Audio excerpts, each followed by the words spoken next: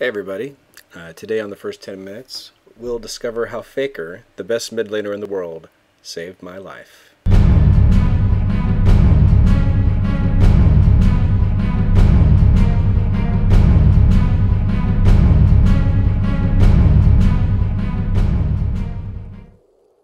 Hi everybody, so here I am. I'm playing mid Nidalee.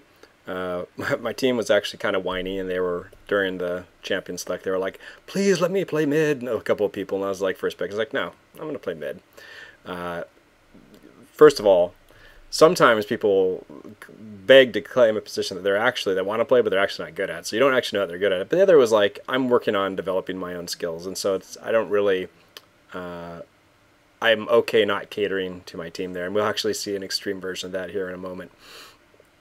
But anyway, so I'm playing, and I'm laning against Zed. This video is a little bit about a change in the meta, how it actually happens.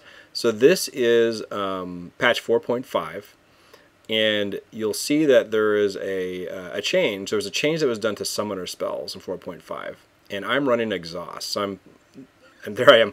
I'm ignoring my entire team. Let me actually talk about that first. So I've been doing a social experiment on myself, and that is that I'm ignoring everyone in the game just because.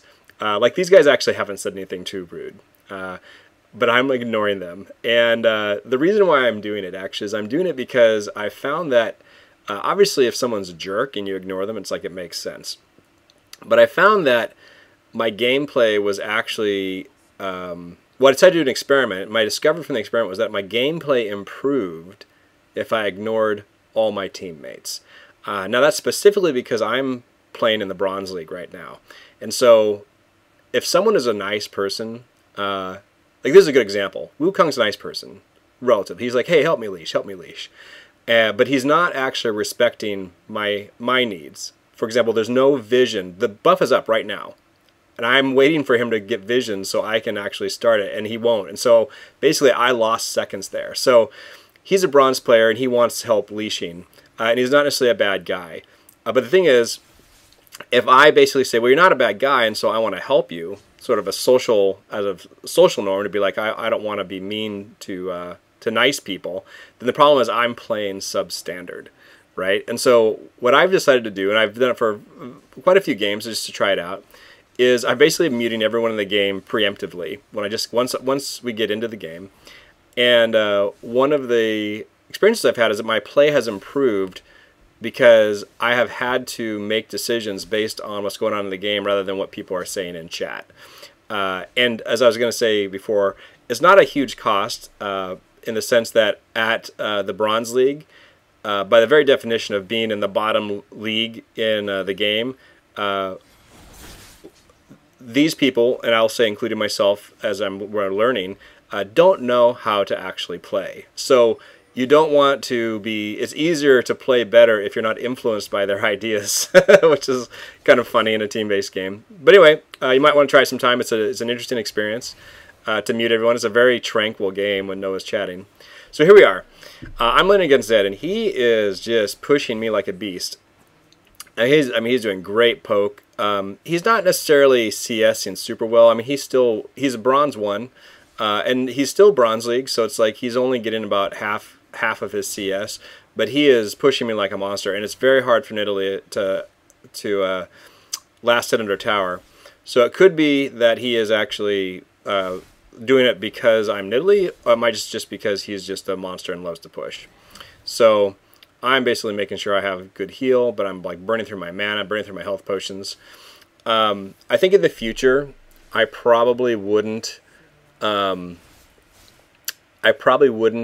go Doran's Ring in this matchup, just because Doran's Ring is really a benefit if you last hit. If you can get last hits, it restores your mana.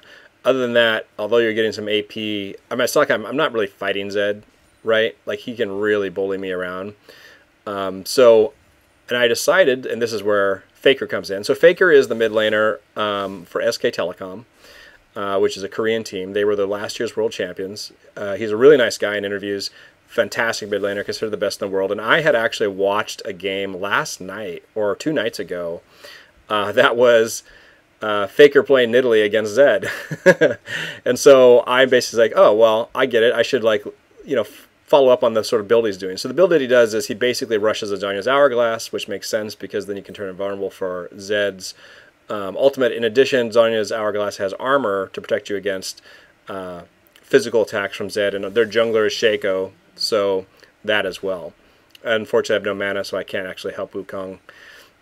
So I just focus on the last hitting. And for all I know right now, my team is raging at me, by the way. Like, come on, Nidalee, where are you? But that's the wonderfulness of having everyone on mute, is that you can focus on what you want to focus on. And I've been studying last hitting very extensively, so I'm very focused on my last hitting, even though Zed is bullying me like a beast this game. So anyway, I think in the future I would probably just start with a cloth armor, which builds in the Zhonya's Hourglass. And that would also give me protection against his early harass. And the thing is, you don't build into a Chalice, which gives you great mana regeneration. It's the normal Nidalee build.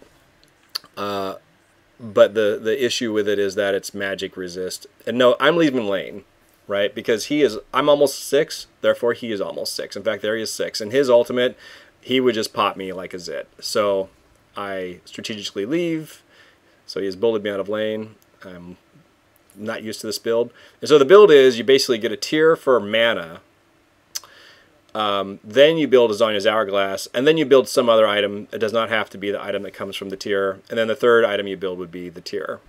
Maybe the fourth item, actually. But you're basically trying to say the tier is for mana. And Nidalee, they had a nerf to the tier a while ago. And the nerf was that movement abilities would not trigger the tier to build mana. It used to. But as it happens, Nidalee's movement ability as a cat also does damage as an attack ability. So that actually still does build tier stacks. So it's actually a really good item on her. She actually stacks it incredibly quick just from walking around. And we're getting up here to where the shit goes down and where Faker has saved my life. So I have exhaust. So what this is there's a change in the meta that comes from changes in the gameplay, changes the meta. And in this case, the change is that there were changes to summoner spells recently. They kind of got reworked. And the consequence of this change, so I'm not full health, right? Well, I am healing it pretty well. The consequence of this change is that it's basically moving the meta away very solidly from assassins like Zed. And you'll see why here in a moment. He does his thing, I exhaust him. Boom. And so I ended with 127 health. I started right before the death mark popped. I had 239 health. So the death mark did only 112 points of damage. And the reason is that the current exhaust cuts champion damage in half. So basically when he jumped in, now he probably should have ignited me when he jumped in, but when he jumped in, I ignited him, and then the damage that he did during his death mark, and then the death mark itself, excuse me, when he jumped in, I exhausted him, and the damage he did during the death mark, and then the death mark pop itself were basically cut in half. And that basically saved my life. And that's the thing that I learned when I was watching the Korean League, and they were talking about it. So it's also props to Monte Cristo and Doa, the casters, who were explaining it. Is that it hurts assassins tremendously because they rely on doing burst in a very short amount of time, and if you exhaust them at the right time, then they're exhausted for the duration of their burst, and all their damage is cut in half. And so, basically, that's exactly what happened. If I was not using exhaust, because normally I run heal, because the heal is very nice, but if I was running heal, I would have died. I think I would have died, probably. So it's a very, very interesting change in the meta, and we'll actually there's something coming up here too, so we'll watch that, even though we're near the end of the 10 minutes. But it's an interesting experience to actually see how a change, when they rework parts of the game, maybe they rework a champion, maybe they rework an item, a set of items. maybe they rework summoner spells in this case, and they create a shift in the meta because it shifts the power structure of which champions at that moment in time are strong. And so we have a pretty neat gank here on Zed. So I think his death mark is back up again. But Akali is coming from the top. Wukong's coming from the bottom. And I'm trying to look innocent like I don't know it's all about to go down. Wukong kind of gives up the ghost a little quickly.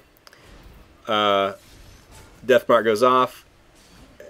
And I actually killed him with an auto attack before my spear landed. But it was a pretty monster. In fact, this game ended in a surrender because we just were crushing all along. But anyway, that was this first 10 minutes. And even though I'm muted, I did say thank you to my team. They can still hear me. So they don't know that I have them muted, by the way, because you can't tell. But I'm still being polite and helpful. Anyway, that was this first 10 minutes. I hope you found it educational. And if you like it, then please like it. If you really like it, then please subscribe. And I will see you next time.